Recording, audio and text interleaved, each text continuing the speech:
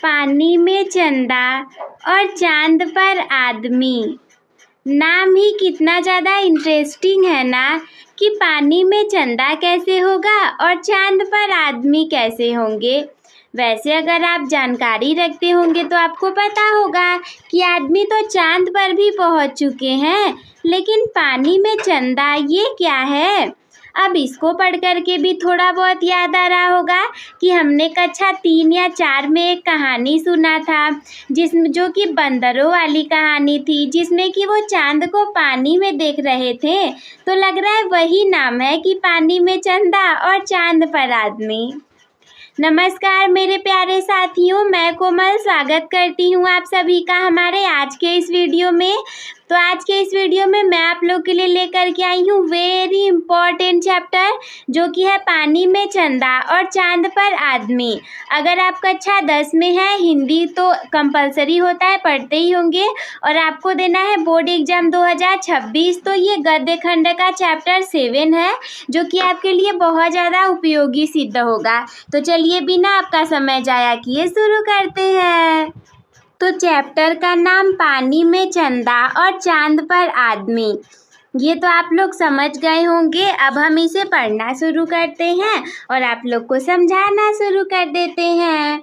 दुनिया के सभी भागों में, केवल भारत में ही नहीं वरन दुनिया के सभी भागों में, चाहे वो महिला हो या फिर पुरुष हो और बच्चे भी साथ में, रेडियो से कान सटाए बैठे थे। और जिनके पास टेलीविज़न यानी कि टीवी था, वे उसके आंखें गड़ाए थे। मानवता के लिए संपूर्ण इतिहास की सर्वाधिक रोमांचक घटना के एक एक क्षण के वे लोग भागीदार बन रहे थे। ये पता है कब हो रहा था? जब इंसान चांद पे पहुंच रहा था, तो सारे लोग रेडियो से कान लगाए बैठे थे कि अब इसके आगे क्या होगा, अब इसके आगे क्या होगा। इसीलिए ये उसी समय की बात की जा रही है। वे उत्सुक और फ्यूल के कारण अपने अस्तित्व से ही बिल्कुल बेखबर हो गए थे। यानी कि वो बहुत ज़्यादा उत्सुक थे कि पता नहीं अब इसके बाद क्या होगा, लोग कहाँ पहुँचे, क्या हुआ। युग युग के किस देश और जाति ने चंद्रमा पर पहुंचने के लिए सपने नहीं संजोए। अरे हमारी कहानियाँ, किताबें, सारे लोग हमेशा से ये सोचते रहे कि हम चंद्रमा पर कैसे पहुंच जाएं, या फिर कुछ लोग सोचते हैं कि हम चांद को ही यहाँ कैसे ला दें। लेकिन आज इस धरा के दो मानव उन सपनों को सच कर दिखाने के लिए दृढ़ संकल्प थे। यानी कि वो केवल सोचते ही नहीं वरन वहां पर पहुंचने ही वाले थे। समय की बात करें तो सोमवार का समय था, 21 जुलाई 1969 को। बहुत सवेरे ईगल नामक चंद्रयान नील आर्मस्ट्रांग और एडविन एल्ड्रिन को लेकर के चंद्रमा पर उतर गया, यानी कि चंद्रमा पर उतर गया। समय की बात करें तो 1969 की बात है, जिस समय 21 जुलाई था, और दो नाम लिया गया, जो कि है ईगल नामक चंद्रयान का नाम था ईगल, और 2 व्यक्ति, जिसमें से कि पहले नील आर्मस्ट्रांग और दूसरे एडविन एल्ड्रिन को लेकर के चंद्रमा पर उतरे। चंद्रयान धूल उड़ाता हुआ चंद्रमा के जल विहीन शांति सागर में उतरा। इसका अर्थ ये है कि चंद्रमा पे जल नहीं था, वो उसके जल विहीन शांति सागर में उतरा। भारतीय समय के अनुसार 1:45 पे किसी अन्य ग्रह पे मानव पहली बार पहुंचा। असीम अंतरिक्ष को चीरते हुए कोई सोच भी नहीं सकता कि क्या कोई अंतरिक्ष से आगे जा सकता है, लेकिन इंसान तो चंद्रमा पर भी पहुंच गए। असीम अंतरिक्ष को चीरते हुए पृथ्वी से 4 लाख किलोमीटर चंद्रमा पर पहुंचने में मानव को 102 घंटे 45 मिनट और 42 सेकंड का समय लगा। लोग इतने ज़्यादा रेडियो लगा करके इतने ध्यान से सुन रहे थे कि पता चल रहा था एक एक सेकंड का 102 घंटे 45 मिनट और 42 सेकंड का समय लगा था।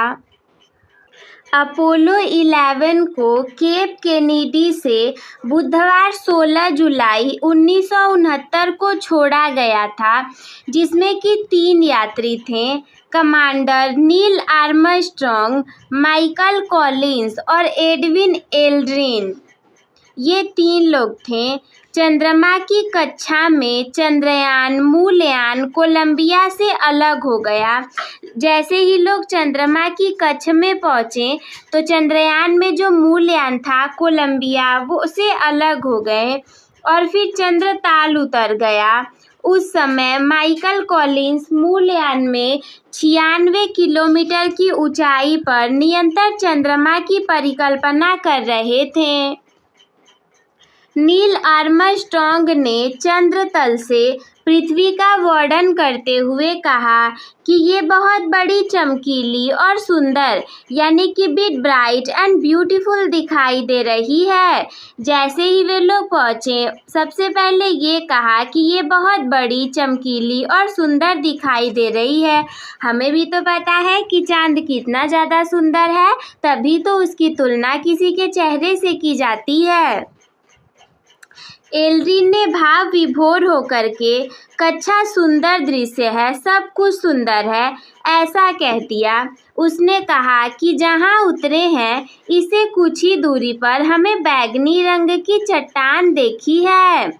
यानी कि वो लोग जहां उतरे से उससे थोड़ा दूरी आगे बैंगनी रंग का चट्टान था। चंद्रमा की मिट्टी और चट्टानें सूर्य की रोशनी में चमक रहे हैं। यही एक भव्य एकांत स्थान है। जो चंद्रमा की चट्टानें थीं वो सूर्य की रोशनी में चमक रही थी और उन्हें बैंगनी रंग की दिखाई दे रही थी। फिर उन्होंने कहा कि यही एक भव्य एकांत स्थान है। चंद्रयान ठीक स्थिति में है। ये निरीक्षण करके कुछ खा पीकर और सुस्ता लेने के बाद नील आर्मस्ट्रॉन्ग चंद्रयान से बाहर निकले। चंद्रयान की सीढ़ियों से धीरे धीरे वह नीचे उतरे। अब भाई है तो इंसान ही, आप चाहे जहाँ चले जाओ भूख तो आपको लगेगी ही। तो उन्होंने खाना खाया, फिर वो उससे बाहर निकले। धीरे धीरे चंद्रयान की सीढ़ियों से वो नीचे उतर रहे थे। उन्होंने अपना बायां पांव चंद्रतल पे रखा, जबकि दायां पांव चंद्रयान पर ही था। इस बीच आर्मस्ट्रॉन्ग जो थे उन्होंने दोनों हाथों से चंद्रयान को अच्छी तरह पकड़े रहे, क्योंकि सोचो आप किसी दूसरे ग्रह पे जा रहे हो, सोचो कि कितना ज़्यादा उसमें खतरा होगा। क्या पता आपके पैर रखते ही वहाँ का क्या से क्या हो सकता है। उन्हें ये तय कर लेना था कि वैज्ञानिक चढ़ात को जैसा समझ रहे थे वो उससे एकदम भिन्न तो नहीं। यानी कि लोग चांद को जैसा समझ रहे थे कहीं वो उससे अलग तो नहीं। आश्वस्त होने के बाद वो यान के आसपास ही कुछ कदम चले, यानी कि आश्वासित हो गए कि हाँ लगभग ठीक है। तो जो उनका चंद्रयान था उसके कुछ कदम आगे चले। चंद्रतल पे पांव रखते हुए उन्होंने कहा, यद्यपि ये मानव का एक छोटा सा कदम है, लेकिन मानवता के लिए बहुत बड़ी ऊंची छलांग है। सोचो सारे लोग हमेशा मना करते रहे कि कोई चांद पर नहीं जा पाएगा, परंतु कुछ लोग गए। इसका अर्थ ये है कि अगर किसी काम को आप सच्चे हृदय से करना चाहो तो आप उसे अवश्य ही कर सकते हो। अभी तक एल्ड्रिन भले ही भीतर बैठा हो, लेकिन वो निष्क्रिय नहीं था। जैसे कि आर्मस्ट्रॉन्ग तो बाहर आ गए थे, लेकिन एल्ड्रिन तो अभी अंदर ही थे ना चंद्रयान के। लेकिन ऐसा नहीं है कि वो अंदर थे तो निष्क्रिय हो गए थे। उसने मूवी कैमरे से आर्मस्ट्रॉन्ग के चित्र लेने शुरू कर दिए थे, यानी कि उन्होंने नील आर्मस्ट्रॉन्ग के फोटोज़ को खींचे। 20 मिनट बाद एडविन एल्ड्रिन भी चंद्रयान से बाहर निकल गए। एक एक क्षण की रिकॉर्डिंग है इसमें। उन्होंने भी चंद्रतल पे चल कर के देखा। तब तक आर्मस्ट्रांग चंद्रधूल का एक तात्कालिक नमूना जेब में रख चुके थे। अब उन्होंने टेलीविजन कैमरे को त्रिपात पर जमा दिया। अरबों डॉलर खर्च करके मानव चंद्रतल पे पहुंचा था। उसे अपने सीमित समय में एक एक क्षण का उपयोग करना था। दोनों चंद्र विजेताओं को चंद्रमा की चट्टानों तथा मिट्टी के नमूने लेने थे। कई तरह के उपकरण भी वहां स्थापित करने थे, जो बाद में पृथ्वी पर वैज्ञानिक जानकारी भेजते रह सकें, इसलिए ताकि वो जानकारी को उसमें भेजते और लेते देते रह सकें। इन चंद्र विजेताओं ने चंद्रतल पे भूकंप मापी यंत्र स्थापित किया और लेजर परावर्तक भी रखा। यानी कि ये दोनों चंद्र विजेता एल्ड्रिन और आर्मस्ट्रांग, इन्होंने चंद्रमा पर भूकंप मापी यंत्र को स्थापित किया और लेजर परावर्तक भी रखा। इन्होंने एक धातु फलक, जिन 3 यात्रियों और अमेरिकी राष्ट्रपति निष्कर्षण के हस्ताक्षर थे, वहां पर रख दिया। ये इसलिए किया जाता है ताकि जब कोई दूसरा देश का वहां पहुंचे तो उसे पता चले कि हाँ, हमसे पहले भी यहाँ कोई आ चुका है। धातु फलक पर खुदे शब्दों को आर्मस्ट्रांग ने जोर से पढ़ा। जुलाई 1969 में पृथ्वी ग्रह के मानव चंद्रमा के इस स्थान पर उतरे। हम यहाँ सारी मानव जाति के लिए शांति की कामनाएं लेकर आए हैं। दोनों चंद्र यात्रियों ने अमेरिकी ध्वज चंद्रतल पर फहरा दिया, लेकिन वायु न होने के कारण इस ध्वज को इस तरह बनाया गया था कि स्प्रिंग की सहायता से ये फैला हुआ ही रहे। अब वहाँ वायु तो मिलेगी नहीं, तो इसीलिए स्प्रिंग की सहायता से बनाया गया था, ताकि वो जो ध्वज था वो हमेशा फैला रह सके। दूर से ही लोग ये जान पाए कि हमसे पहले यहाँ अमेरिका के लोग आ चुके हैं। विभिन्न राष्ट्र ध्वजों के संदेशों की माइक्रोफिल्म भी उन्होंने चंद्रतल पे छोड़ दी। रूमी अंतरिक्ष यात्रियों यूरी गागरिन और एम.के. मोराव को मरणोपरांत दिए गए पदक और 3 अमेरिकी अंतरिक्ष यात्रियों हॉट और साफी को दिए गए पदकों की अनुकृतियां वहां पे रख दी गईं। यहाँ एक लोग का नाम छूट गया है, मुझे रिमेम्बर भी नहीं है, तो आप लोग उसे देख लोगे कि एक और किसका नाम था। इसके बाद क्या हुआ कि अपने व्यस्त कार्यक्रम को पूरा करने में चंद्र यात्रियों को थकान हो जानी स्वाभाविक थी, लेकिन फिर भी वे बड़े ही प्रसन्न थे। आरंभ में वे बड़ी सावधानियों के साथ एक एक कदम रख रहे थे, लेकिन बाद में वे कंगारुओं की तरह उछल उछल कर चलते देखे गए। सबसे पहले तो वो वैसे चल रहे थे एक एक कदम रख करके, उसके बाद वो उछल उछल कर चलते हुए देखे गए। हमें फोटोज से पता चल इसका। मानव को चंद्रमा पर उतरने का ये सर्वप्रथम प्रयास होते हुए भी असाधारण रूप से सफल रहा, यानी कि ये असफल नहीं वरन सफल हो गया। यद्यपि हर क्षण हक पर खतरे थे, क्या पता कि यहाँ क्या हो जाए, कितनी ज्यादा खतरे थे, परंतु फिर भी ये सफल रहा। चंद्रतल पे मानव के पांव के निशान उसके द्वारा वैज्ञानिक और तकनीकी क्षेत्र में की गई असाधारण प्रगति के प्रतीक हैं। जिस क्षण डगमग करते मानव के पग उस धूली धूसरित अनछुई सतह पर पड़े, तो मानो वो हजार लाखों साल से पालित पोषित सैकड़ों अंधविश्वासों तथा कपोल कल्पनाओं पर पद प्रभार ही हुआ।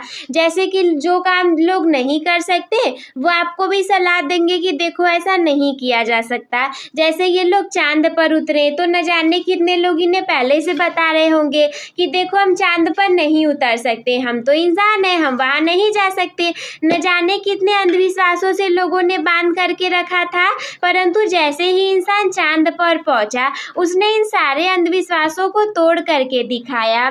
कवियों की कल्पनाओं के सलोने चांद को वैज्ञानिकों ने बदसूरत और जीवनहीन करार दे दिया। भला अब चंद्रमुखी कहलाना किसे रुचिकर लगेगा। यानी कि कुछ चीज़ें जो कि चंद्रमा से संबंधित हैं उनके बारे में उन्होंने निकाला कि जैसे हम कहते हैं चंद्रमा खूबसूरत है, परंतु जा कर के पता चला कि चांद पर तो बहुत सारे गड्ढे हैं, तो क्या अब उसकी तुलना चेहरों से की जाएगी? जरूर ही किया जाता है। जैसे गाने में वो कहता है कि है चांद में भी दाग मगर ना तुझ में एक भी, तो इसी तरीके से कवियों की कल्पनाएं, बहुत सारे अंधविश्वास और तुलनाएं करना, ये बहुत सारी चीज़ों का अंत हुआ और एक नई शुरुआत भी।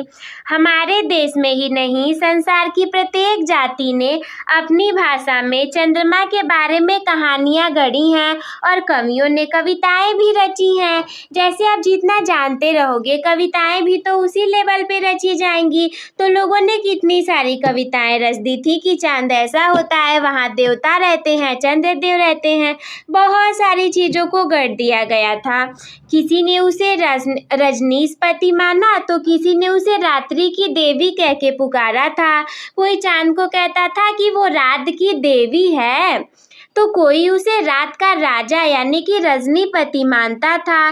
किसी विरहड़ी ने उसे अपना दूध बनाया तो किसी ने उसके पीलेपन से क्षुब्ध होकर उसे बूढ़ा और बीमार ही समझ लिया कि अरे कभी कभी तो ये ऐसा हो जाता है कि अवश्य ही बूढ़ा और बीमार होगा। जैसे बालक श्री राम चंद्रमा को खिलौना समझ करके उसके लिए मचलते हैं, तो सूरदास जी के जो कृष्ण हैं वो भी उसके लिए हट करते हैं। जैसे हनुमान जी को भी के लिए भी ऐसा देखा जाता है।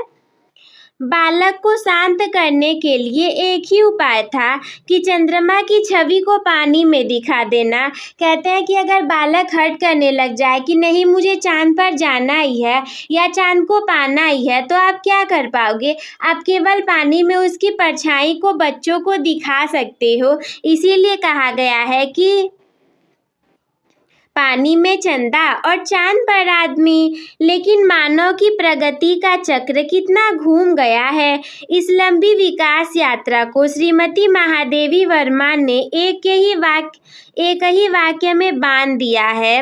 क्या कह करके कि पहले पानी में चंदा को उतारा जाता था और आज चांद पे मानव पहुंच गया है। ये मानवता के लिए कितनी बड़ी बात है। मानव मन सदा से ही अज्ञात के रहस्यों को खोलने और जानने समझने को उत्सुक रहा। यानी कि मनुष्य का जो मन है, हृदय है, वो अज्ञात चीज़ों को हमेशा खोजते रहता है। जहाँ तक वो नहीं पहुँच सकता था वहाँ वो कल्पना के पंखों पे उड़ करके पहुँचा। कहते हैं कि जहाँ न पहुँचे रवि वहाँ पहुँचे कवि। यानी कि अगर आप नहीं पहुँच सकते तो लोग कल्पनाएं भी कर लेते हैं। उसकी अनगढ़ और अविश्वसनीय कथाएं उसे सत्य के निकट पहुंचाने में प्रेरणा शक्ति का काम करती रहीं। अंतरिक्ष युग का सूत्रपात 4 अक्टूबर 1957 को हुआ था, जब सोवियत रूस ने अपना पहला स्पुतनिक को छोड़ा था। प्रथम अंतरिक्ष यात्री बनने का गौरव यूरी गागरिन को प्राप्त हुआ। अंतरिक्ष युग के आरंभ के ठीक 11 साल 9 महीने 17 दिन बाद चंद्रतल पे मानव उतर गया था। दिसंबर 1968 में पहली बार अपोलो 8 के तीनों अंतरिक्ष यात्री चंद्रमा के पड़ोस तक पहुंचे थे। बीच की अवधि में रूस और अमेरिका दोनों ही देशों ने अनेक अंतरिक्ष यान को छोड़े थे। वो ऐसा इसलिए किया जाता है ताकि हम दूसरे ग्रहों पर भी जा सकें। इनमें कुछ मानवयान थे, 100 मानवयान थे, और कुछ मानव रहित, यानी कि कुछ में मनुष्य भी बैठ करके गए थे और कुछ में मनुष्य नहीं थे। इसे हम मानव का साहस कहें या फिर दुस्साहस कि उसने अंतरिक्ष में पहुंच करके यान से बाहर निकल अनंत अंतरिक्ष में विचरण भी शुरू कर दिया। यानी कि ये मानव का साहस है कि वो भारत से मतलब दुनिया से निकल करके दूसरे ग्रह पर जा रहा है, या फिर हम इसे दुस्साहस कहें कि अरे उसका दुस्साहस तो देखो, वो अपने यहाँ से निकल करके इस दुनिया से दूसरी दुनिया में जाने को है। अंतरिक्ष में परिक्रमा करते 2 यानों को जोड़ने और एक यान से दूसरे यान में यात्रियों के चले जाने के चमत्कारी करतब भी किए गए, यानी कि एक से दूसरे में भी लोग चले जा रहे थे। अपोलो 11 द्वारा चंद्र विजय से पूर्व मानो अपोलो 10 के द्वारा इस नाटक का पूर्व अभिनय ही किया गया था, यानी कि ये सारी चीजें लगभग पहले की गई थी। इसके 3 यात्री अंतरिक्ष यान को चंद्रमा की कक्षा में ले गए थे। एक यात्री मूल यान को कक्षा में घुमाता रहा था और अन्य 2 यात्री चंद्रयान में बैठ करके उसे चंद्रमा से केवल 9 मील की दूरी तक ले करके गए थे। आप एक एक लाइन ध्यान से पढ़ोगे, ध्यान से सुनोगे, समझने का ट्राई करोगे, तब जा कर के समझ में आएगा। इन्होंने चंद्र विजेताओं के उतरने में संभावित स्थल का अध्ययन किया और उनके चित्र खींचे गए। चंद्रयान को मूलयान से जोड़ा और फिर सकुशल पृथ्वी पर लौट आए। मानव को चंद्रतल तक ले जाने और लौटा लाने वाले यान के बारे में भला कौन ही नहीं जानना चाहेगा। अपोलो यान सैटर्न 5 रॉकेट से प्रक्षेपित किया जाता है, जो कि विश्व का सबसे शक्तिशाली वाहन है। अंतरिक्ष यान के 3 भाग होते हैं, या इन्हें 3 मॉड्यूल कह सकते हैं। कमांड मॉड्यूल का निर्माण इस दृष्टि से किया जाता है कि वापसी के समय पृथ्वी के वायुमंडल में प्रवेश करते समय तीव्र ताप और दबावों को सहन कर सके। नियंत्रण कक्ष, शयनागार, भोजन कक्ष और प्रयोगशाला, इन सब का मिला जुला रूप ही ये मॉड्यूल होता है। प्रक्षेपण के समय यदि कोई दुर्घटना हो जाए तो यात्री अपने बचाव के लिए इसे शेष यान से पृथक कर सकते हैं। पुनः प्रवेश के लिए बने कमांड कैप्सूल का वजन 5500 किलोग्राम था। सोचिए कितना ज़्यादा वजन था, और ये इसलिए जिसमें लगभग 5.5 घन मीटर खाली स्थान था, जिसमें कि 3 यात्री अपने सामान्य कार्य संपन्न कर सकें, जैसे खाना पीना, वो सारी चीज़ें नॉर्मल वाली। इन स्थान को हम औसत दर्जे का कार जितना मान सकते हैं। कैप्सूल जब तैयार होता है उस समय इसमें 5 विद्युत बैटरियां होती हैं और 12 रॉकेट इंजन जुड़े होते हैं। 3 आदमियों के लिए 14 दिन की खाद्य सामग्री और पानी के भंडार एवं मल के निष्कासन की व्यवस्था रहती है। जैसे कि अगर आप भी कहीं जाओगे तो आपको खाने पीने, रहने, मलमूत्र, इन सभी की व्यवस्था चाहिए होगी। तो अंतरिक्ष यात्रियों के लिए भी वो सारी 14 दिन की व्यवस्थाएं करके भेजी गई थी, जिसमें कि पैरासूट भी रहते हैं। यात्रियों को बिना चोट पहुंचाए ये कड़ी से कड़ी जमीन पे उतार सकता है। मान लीजिए अगर कुछ हो गया और आपके पास पैरासूट ही नहीं है तो आप कैसे उतर पाओगे उसमें से, इसीलिए पैरासूट को भी रखा जाता है। अंतरिक्ष यान का दूसरा भाग होता है सर्विस मॉड्यूल, जो कि औसतन आकार के ट्रक जितना होता है। ट्रक आप लोगों ने देखा होगा कितना सा बड़ा होता है, उसके इतना बड़ा ही सर्विस मॉड्यूल होता है, जो कि अंतरिक्ष यान का दूसरा भाग होता है, जिसमें कि 10 लाख किलोमीटर की यात्रा करने के लिए पर्याप्त ईंधन था और 14 दिन तक 3 यात्रियों के सांस लेने लायक प्राणवायु यानी कि ऑक्सीजन की व्यवस्था की गई थी। क्या पता आप जहाँ जा रहे हो वहाँ ऑक्सीजन मिले ना मिले, और बिना ऑक्सीजन के तो हम जीवित रहेंगे ही नहीं। यान को चंद्र कक्षा में स्थापित करने के लिए उसकी गति कम करनी पड़ती है और सर्विस मॉड्यूल के शक्तिशाली रॉकेट मोटर दागकर ही ऐसा किया जाता है। चंद्रयान यात्री अपोलो 11 का ईगल अंतरिक्ष यान का एक भाग होते हुए भी अपने में पूर्ण था, जिसमें 2 खंडीय अवरोह भाग और आरोह भाग था।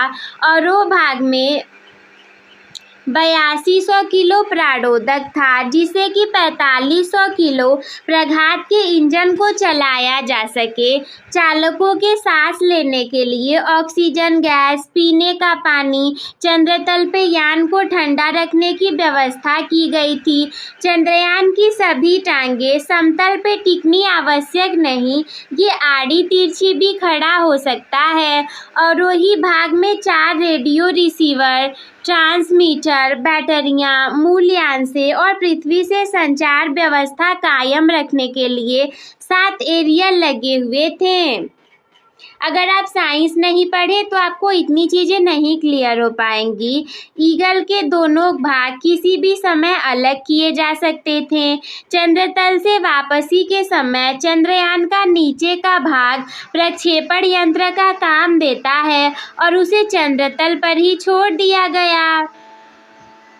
नेक्स्ट है कि नील आर्मस्ट्रांग और एडविन एल्ड्रिन ने चंद्रतल पे 21 घंटे 36 मिनट बिताए थे। चंद्रतल पे इन 2 यात्रियों ने पाँव के ऐसे निशान छोड़े जैसे कि किसी हल चलाए खेत में पड़ जाते हैं। उन्होंने लाखों डॉलर का सामान भी वहीं पे छोड़ दिया।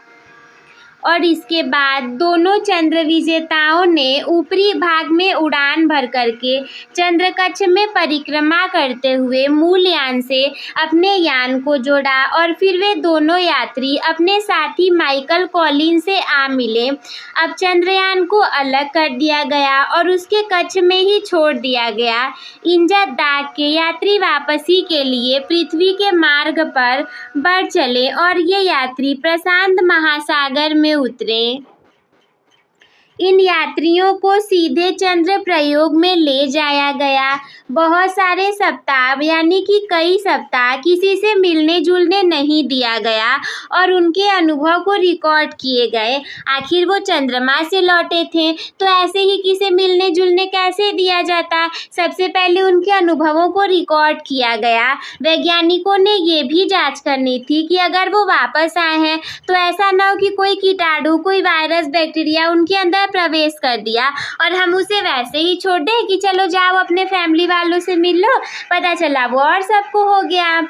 तो इसी तरीके से वैज्ञानिकों को ये भी जांच करना था कि जो यात्री ऐसे कीटाणु तो अपने साथ नहीं ले आए जो कि मानव जाति के लिए घातक हो। उन यात्रियों के द्वारा लाई गई धूल और चंद्र चट्टानों के नमूनों को अनुसंधान और प्रयोग करने के लिए विभिन्न देशों के विशेषज्ञों को सौंप दिया गया।